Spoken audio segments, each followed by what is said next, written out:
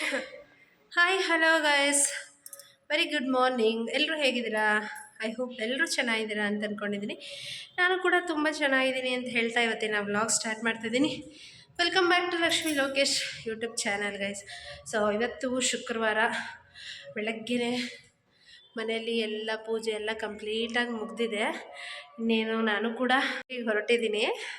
ಹೂವೆಲ್ಲ ಕಿತ್ಕೊಂಡ್ಬಂದು ನೀಟಾಗಿ ಹಾಕಿದ್ದೀನಿ, ಹೆಂಗೆ ಕಾಣಿಸ್ತಿದೆ ಅಂತ ನೋಡಿ. ನನಗೆ ದೇವ್ರ ಮನೆಯಲ್ಲಿ ಈ ಥರ ನೀಟಾಗಿ ಹಿಂಗೆ ಪೂಜೆ ಮಾಡಿ ಮನಸ್ಸಿಗೆ ಏನೋ ಒಂಥರ ಪಾಸಿಟಿವ್ನೆಸ್ ಸಿಗುತ್ತೆ. ಸೊ ಹಾಗಾಗಿ ಬೆಳಗ್ಗೆ ಎದ್ದ ತಕ್ಷಣ ಮುಗಿಸ್ಕೊಬಿಡ್ತೀನಿ. ಇನ್ನು ಇಲ್ಲಿ ಆ್ಯಕ್ಚುಲಿ ಕಂಪ್ಲೀಟಾಗಿ ಎಲ್ಲ ಕೆಲಸ ಮುಗಿಸಿ ನಾನು ಕೂಡ ಈಗ ಅಂಗಡಿಗೆ ಹೋಗ್ತಾ ಇದ್ದೀನಿ. ಇನ್ನು ನಾಳೆ ಮನೆಗೆ ದೇವ್ರನ್ನ ಕರ್ಕೊಬರ್ತಾ ಇದ್ದೀವಿ. ಯಾಕೆ ಏನು ಅಂತ ಅಂಗಡಿಗೆ ಹೋಗಿ ವ್ಲಾಗ್ ಸ್ಟಾರ್ಟ್ ಮಾಡ್ತೀನಿ. ಮನೆ 48 ದಿವಸ ಇನ್ನೇನು ಆಗ್ತಾ ಬಂತು. ಈ ಶನಿವಾರಕ್ಕೆ 48 ದಿವಸ ಮುಗಿಯುತ್ತೆ. ಅದರಲ್ಲೂ ಹುಷಾರಿಲ್ಲ. ನಾವಂತೂ ಏನೂ ಮಾಡೂ ಇಲ್ಲ. 48 ದಿವಸ ಮುಗಿಯೋವರೆಗೂ ಏನೂ ಮಾಡಬಾರ್ದು ಅಂತ ಮಾಡೂ ಇಲ್ಲ. ಇನ್ನು ನಮ್ಮಮ್ಮ ಮೇ ಬಿ ನಾಳೆ ಬರ್ತಾರೆ ಅನಿಸುತ್ತೆ. ಋತ್ವಿಕ್ನ ನೋಡೋ ಕ್ಯೂರಿಯಾಸಿಟಿ ಜಾಸ್ತಿ ಆಗಿಬಿಟ್ಟಿದೆ ನನಗೆ.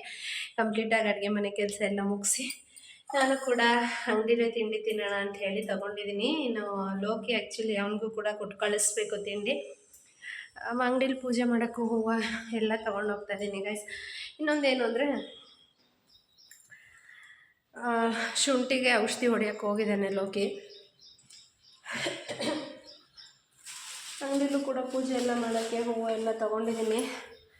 ಶುಂಠಿಗೆ ಔಷಧಿ ಹೊಡೆಯೋದಕ್ಕೂ ಎಷ್ಟು ಕಾಸ್ಟ್ಲಿ ಆಯಿತು ಏನು ಅಂತ ಕಂಪ್ಲೀಟಾಗಿ ತಿಳಿಸ್ತೀನಿ.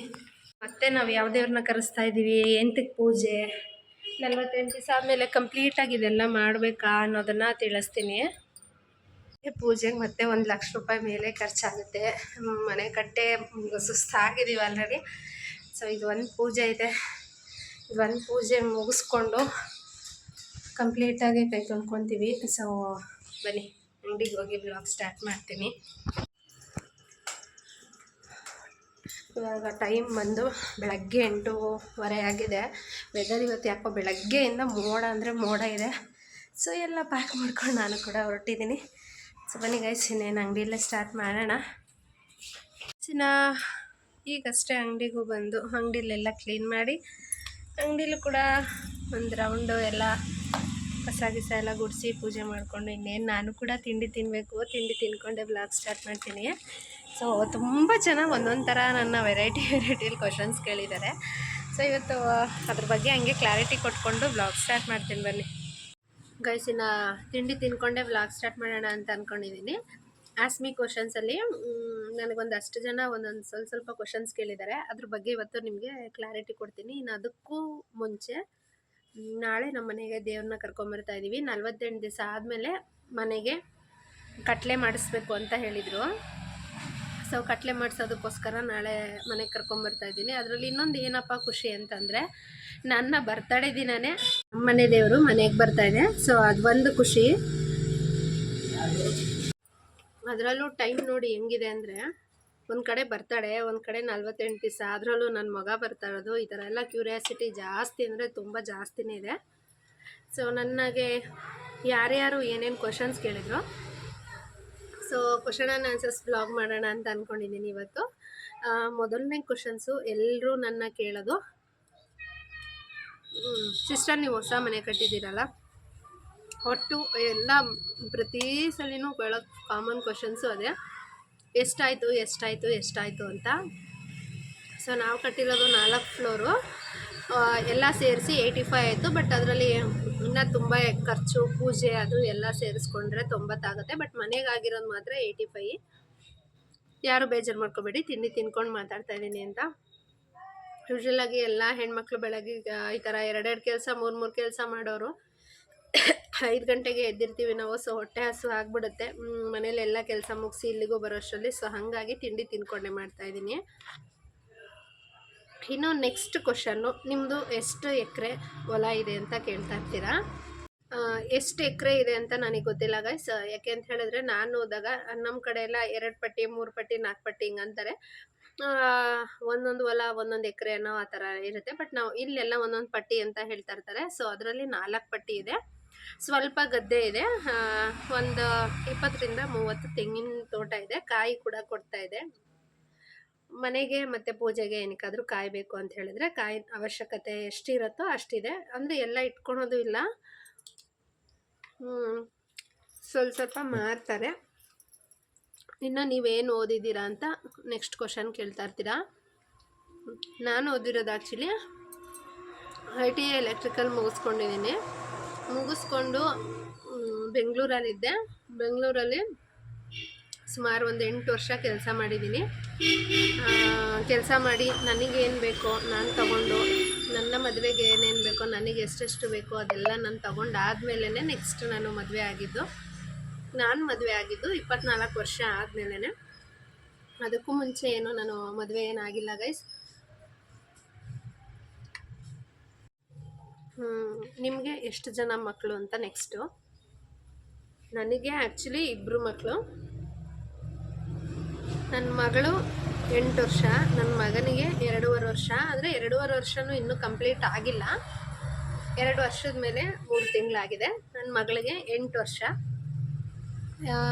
ಯಾಕೆ ಅಷ್ಟೊಂದು ಗ್ಯಾಪು ಅಂತ ಹೇಳಿದ್ರೆ, ನನಗೆ ಗೈಸ್ ಆ್ಯಕ್ಚುಲಿ ನನ್ನ ಮಗಳಾದಮೇಲೆ ಮಿಸ್ಕ್ಯಾರಿಂಗ್ ತುಂಬ ಆಗ್ತಾಯಿತ್ತು. ಇನ್ನು ಮಕ್ಕಳೇ ಆಗಲ್ಲ ಅನ್ನೋ ಸಿಚುವೇಶನ್ ಇತ್ತು. ಸೊ ಡ್ರಾಪ್ ಆಗಿದ್ವಿ. ಅದಾದಮೇಲೆ ದೇವ್ರ ದಯೇನೋ ಏನೋ ಗೊತ್ತಿಲ್ಲ, ನನ್ನ ಮಗ ಹುಟ್ಟಿರೋದು. ಸೊ ಹಾಗಾಗಿ ಇಬ್ರಿಗೂ ಅಷ್ಟೊಂದು ಡಿಫ್ರೆನ್ಸ್ ಇದೆ. ಇನ್ನು ನೆಕ್ಸ್ಟ್ ಕಾಮನ್ ಕ್ವಶನ್ ಬರೋದು, ನಿಮ್ಮ ಯಜಮಾನರು ಏನು ಕೆಲಸ ಮಾಡ್ತಾರೆ ಅಂತ. ಯಾಕೆಂದರೆ ನೀವು ಮನೆ ಕಟ್ಟಿದ್ದೀರಾ, ನಿಮ್ಮ ಮನೆ ಹೆಂಗೆ ಚೆನ್ನಾಗಿದೆ, ಈ ಥರ ಇದ್ದೀರಾ ಅಂದರೆ ನೀವು ರಿಚ್ಚು ಅಂತ ಆ ಥರ ಎಲ್ಲ ಕ್ವಶನ್ಸ್ ಕೇಳ್ತಾ ಇರ್ತೀರಾ. ಖಂಡಿತ ಇಲ್ಲ, ನಾವು ಯಾವುದೇ ರೀತಿ ರಿಚ್ಚು ಅಲ್ಲ, ಏನೂ ಅಲ್ಲ. ನಮ್ಮ ಯಜಮಾನರು ಮರಿ ವ್ಯಾಪಾರನೇ ಮಾಡೋದು. ಒಂದೊಂದು ಮರಿ ತರಬೇಕು ಅಂದ್ರೂ ತುಂಬ ದೂರ ಹೋಗಬೇಕು. ಅಲ್ಲಿಂದ ತೊಗೊಂಬಂದು 3 ದಿವಸ 4 ದಿವಸ ಈ ಥರ ನಿದ್ದೆ ಇಲ್ದಿರ ಒಂದು ಮರಿ ತಂದು ಒಂದು 500 ರೂಪಾಯಿ ಲಾಭ ಬೇಕು ಅಂತಂದರೆ ತುಂಬಾ ಕಷ್ಟಪಟ್ಟು ದುಡಿತಾರೆ. ಇನ್ನು ನಾವು ಮನೆ ಕಟ್ಟೋದಕ್ಕೆ ಆ್ಯಕ್ಚುಲಿ ಫುಲ್ಲು ಫ್ಯಾಮಿಲಿ ಬ್ಯಾಕ್ಗ್ರೌಂಡ್ ಇತ್ತು. ಅಂದರೆ ಎಲ್ಲ ನಮ್ಮ ಅಮ್ಮಂದಿರೋ, ನನ್ನ ಅಕ್ಕ ತಂಗಿರೋ, ನನ್ನ ಮನೆಯಲ್ಲಿ ನನ್ನ ಫ್ಯಾಮಿಲಿ ಫುಲ್ಲು, ನಮ್ಮ ಭಾವಂದಿರೋ ಎಲ್ಲರೂ ಕೂಡ ಸಪೋರ್ಟಿಂಗ್ ಆಗಿದ್ರು. ಸೊ ಹಾಗಾಗಿ ಕಟ್ಟಿದ್ದಷ್ಟೇ. ಅದಕ್ಕೂ ಮುಂಚೆದಾಗಬೇಕಾದ್ರೆ ಅಮ್ಮನೂ ಅಷ್ಟೇ, ಅಮ್ಮ ಅವ್ರ ಲೈಫಲ್ಲಿ ನಿಂತ್ಕೊಂಡು ನಮ್ಮನ್ನು ಈ ಮಟ್ಟಕ್ಕೆ ಸಾಕಬೇಕು ಅಂತ ಹೇಳಿದ್ರೆ ಅಮ್ಮನೂ ಅಷ್ಟೇ ತುಂಬ ಸ್ಟ್ರಗಲ್ಲೇ ಪಟ್ಟಿದ್ದಾರೆ. ಯಾಕೆ ಅಂತ ಹೇಳಿದ್ರೆ, ಅಮ್ಮ ಫಸ್ಟು ನಾವು ಮಾಡ್ತಿದ್ದು ಹೂವಿನ ವ್ಯಾಪಾರ, ಫಸ್ಟು ಬೆಂಗಳೂರಲ್ಲೆಲ್ಲ ಮಾಡ್ತಿದ್ದಿದ್ದು. ಹೂವು ಮಾರಬೇಕು ಅಂದರೆ ನಾನು ಹೂವು ಮಾರ್ತಿದ್ದಾಗ 1 ಮೊಳ ಗೈಸ್ ಬಂದು 2 ರೂಪಾಯಿ. ಬಟ್ ಇವಾಗ 1 ಮೊಳ ಹೂವು ಬಂದು 20 ರೂಪಾಯಿ. ನಾವೆಲ್ಲ ಹೂವು ಮಾರಬೇಕಾದ್ರೆ ತಲೆ ಮೇಲೆ ಒಂದು ತಟ್ಟೆಲಿ ಇಟ್ಕೊಂಡು ಅಥವಾ ಒಂದು ಬುಟ್ಟಿಲಿ ಇಟ್ಕೊಂಡು ಹೂವು ಅಂತ ಮಾರ್ತಿದ್ವಿ. ಬಟ್ ಇವಾಗೆಲ್ಲ ಸ್ಪೀಕರು ಬಂದುಬಿಟ್ಟಿದೆ. ಗಾಡಿ ಮೇಲೆ ಹೂವು ಇಟ್ಕೊಂಡ್ರೆ ಒಂದ್ಸಲಿಗೆ ಹೋಗಿದ್ದನ್ನು ರೆಕಾರ್ಡ್ ಮಾಡಿ ಸ್ಪೀಕರ್ಗೆ ಹಾಕಿದ್ರೆ ಅದೇ ಬರುತ್ತೆ. ಟೆಕ್ನಾಲಜಿ ಎಲ್ಲದರಲ್ಲೂ ಎಷ್ಟು ಮುಂದುವರಿತಾ ಇದೆಯೋ ಅಷ್ಟು ಮುಂದುವರಿತಾ ಇದೆ. ಇನ್ನು ನಾವು ಕೂಡ 1 ರೂಪಾಯಿಗೂ ಕಷ್ಟಪಟ್ಟು ಅಲ್ಲೂ ಅಷ್ಟೇ ಒಂದು ಲೈಫಿಗೆ ಬಂದಮೇಲೆ ನಾವು ಕೆಲ್ಸಕ್ಕೆ ಹೋಗಿ ನಾವು ದುಡಿದ್ಮೇಲೆ ಏನೋ ಒಂದು ಸಾಧಿಸ್ಕೋಬೇಕು ಅಂತ ಸಾಧಿಸ್ಕೊಂಡಿದ್ದೀವಿ. ಇನ್ನು ನಮ್ಮ ಅಪ್ಪ ಅಮ್ಮನಿಗೆ ನಾವು 4 ಜನ ಹೆಣ್ಮಕ್ಳು, ಗಂಡು ಮಕ್ಕಳಿಲ್ಲ. ನಮ್ಗೆ ಏನು ಬೇಕು ಅಂದ್ರೂ ಅದ್ರ ಜವಾಬ್ದಾರಿ ನಮ್ಮದೇ ಆಗಿರುತ್ತೆ, ನಾವೇ ಮಾಡ್ಕೋಬೇಕಾಗಿರುತ್ತೆ. ಆಮೇಲೆ ಇನ್ನೊಂದೇನೆಂದರೆ, ನಾವು ಮದುವೆ ಆಗಿ ಒಂದು ಲೈಫಲ್ಲಿ ಒಂದು ಹಂತಕ್ಕೆ ಒಂದು ಸೆಟ್ಲ್ ಆಗೋವರೆಗೂ ನಮಗೆ ಯಾವುದೇ ಫ್ಯಾಮಿಲಿ ರಿಲೇಷನ್ಸ್ ಆಗಿರ್ಬೋದು, ಯಾರೇ ಆಗಿರ್ಬೋದು, ಯಾರೂ ಏನೂ ಸಹಾಯ ಮಾಡಲಿಲ್ಲ. ನಾವು ದುಡಿಬೇಕಾಗಿತ್ತು, ನಾವು ತಿನ್ನಬೇಕಾಗಿತ್ತು, ನಾವು ಇರಬೇಕಾಗಿತ್ತು. ಈ ಥರ ಆಗೋಯ್ತು. ಅದ್ರ ಮಧ್ಯದಲ್ಲಿ 4 ಜನದ ಹೆಂಗೆ ಮದುವೆ ಮಾಡುತ್ತೋ ಅನ್ನೋದು ಒಂದು ಕ್ವಶನ್ಸು ಕೂಡ ಅಮ್ಮನಿಗೆ ಸ್ವಲ್ಪ ಕಾಡ್ತಾಯಿತ್ತು.